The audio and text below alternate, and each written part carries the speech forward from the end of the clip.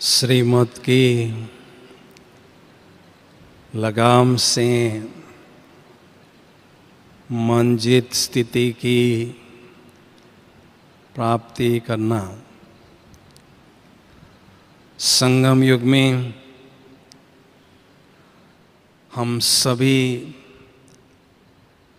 भाग्यशाली आत्माओं को डायरेक्ट भगवान से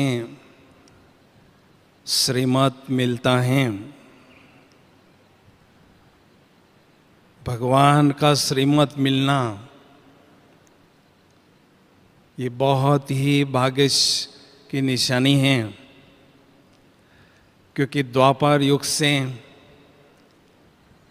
मन मत पर, गुरुओं के मत पर, शास्त्रों के मत पर, समाज के मत पर चलते चलते हम नीचे ही गिरते आए हैं।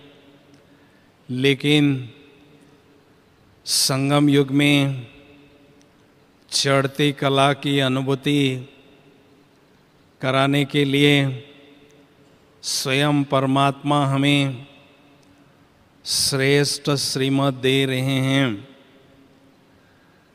जिससे हम श्रेष्ठ ते श्रेष्ठ ब्राह्मण स्वदेवता बनने जा रहे हैं। तो श्रीमत के कायदे पर चलने से हमें बहुत फायदे होते हैं। जैसे रेल अपने रूट पर चलती हैं तो स्वतः ही अपने मंजिल पर पहुंचा देती हैं, ऐसे श्रीमत पर चलने से हम अपने संपूर्णता की मंजिल पर स्वतः ही पहुंचते जाते हैं। अगर थोड़ा सा भी पटरी से नीचे उतरते हैं तो दुर्घटना घटने की संभावना हो सकती है। इसलिए श्रीमत का हाथ ही भगवान के साथ की अनुभूति हमें कराता है और आगे ही आगे बढ़ाता जाता है।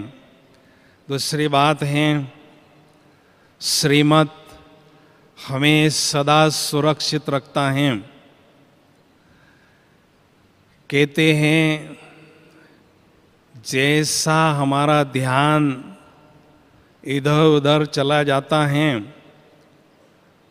तो जैसे थोड़ा रास्ता भटका तो लगा माया का झटका, माया का फटका। तो जैसे हम अपने देश की सीमा से थोड़ा से भी बाहर जाते हैं तो बाहर वाले देश वाले हमें पकड़ लेते हैं, किडनैप कर लेते हैं। तो ऐसे ही हम श्रीमत की सीमा को लांघ देते हैं तो माया हमें किडनैप करने के लिए तैयार रहती है। माया हमें अपने तरफ आकर्षित करने के लिए तैयार रहती हैं। इसलिए श्रीमत रूपी लगाम बुद्धि रूपी हाथ से हमें पकड़कर मन रूपी घोड़े पर सवार होना है। और जब मन रूपी घोड़े की बुद्धि रूपी लगाम हमारे हाथ में, अटेंशन के हाथ में होती हैं, तो ये मन रूपी घोड़ा याद की यात्रा पर दौड़ता रहता है और हमें संपूर्णता की मंजिल पर पहुंचाता रहता है।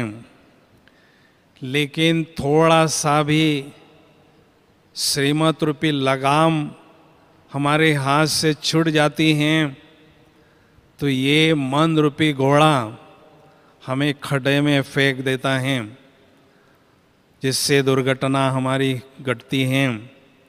इसलिए बुद्धि रूपी हाथ में श्रीमत की लगाम बहुत अच्छी तरह से पकड़ के रखनी है।